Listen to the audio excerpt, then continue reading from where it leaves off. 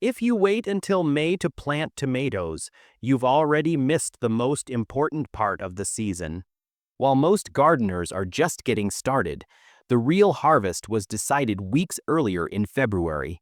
That overlooked 4-week window is what allows plants to build deep roots, avoid early pest pressure, and produce up to 3 times more food from the same space.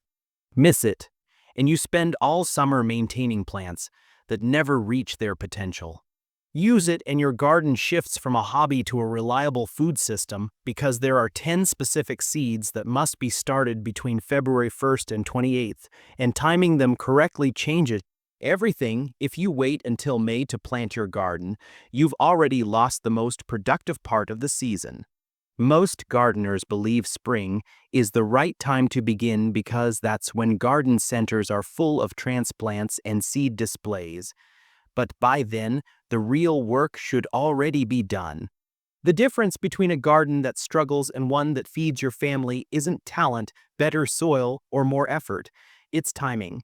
Seeds started in February get weeks of quiet root development before the stress of heat, pests, and dry soil ever arrives, while late-started plants spend their entire life trying to catch up.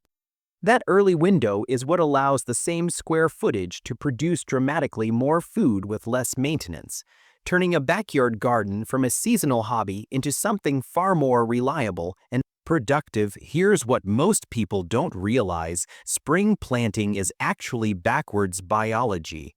Plants are not designed to be rushed into warm soil and expected to perform instantly. They need time to establish roots before the stress of summer begins. When seeds are started in February, they spend 6 to 8 weeks building strong, deep root systems indoors. So by the time they are transplanted, they are already prepared to reach for moisture and nutrients far below the surface. Late-started plants never get that advantage. They remain shallow, rooted, require constant watering, and slow down or stop producing when temperatures rise. Early starts, on the other hand, handle heat better, resist drought, and continue setting fruit steadily because their foundation was built before the growing season ever appeared above ground. This is where the right February crops make all the difference, because not every plant needs that head start, but a few absolutely depend on it. Onions, peppers, tomatoes, and early greens all require extra weeks to develop before they ever see the garden, and starting them between February 1st and 28th changes their entire growth cycle. Onions need that early time to build vegetative mass before day-length triggers bulbing. Peppers are naturally slow growers that demand a long, warm season to reach full production, and tomatoes benefit from weeks of root expansion that allow them to produce earlier and far more consistently. Even fast crops like lettuce perform better when started early and planted in succession, creating overlapping harvests instead of a single short window, and together these crops begin forming the foundation of a garden that produces steadily rather than all at once. Once these early crops are in motion, the garden stops behaving like a collection of individual plants and starts functioning as a system. Instead of planting everything at once and reacting to problems, you begin layering growth so that one crop supports another. Tall tomatoes eventually shade the soil where early greens once grew. Basil planted between rows helps deter pests while producing its own harvest, and quick root crops loosen soil and improve structure for what follows next.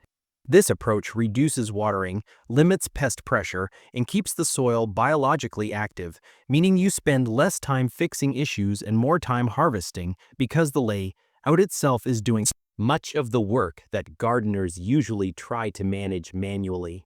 As this system develops, the biggest change you notice is the rhythm of the harvest, because instead of a short burst of production, food begins arriving steadily from late spring through fall.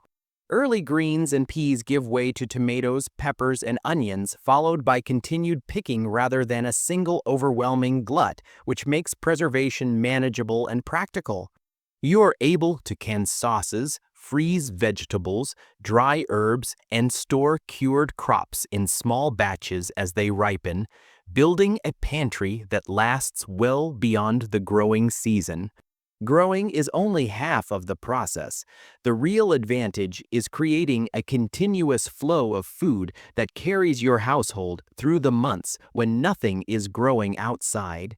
Over time, this approach compounds, and by the second and third year, the garden requires less effort while producing more. Because the soil improves, timing becomes routine, and you begin saving seeds from your best plants instead of buying new ones each season. What started as a simple shift, planting the right seeds in February, turns into a self-sustaining cycle where crops support soil, soil supports future harvests, and your dependence on outside input steadily shrinks. Instead of reacting to weather, pests, or rising food costs, you're working ahead of them, harvesting consistently from a space designed to produce at the right time, which is why February isn't early at all. It's the moment the entire season is decided.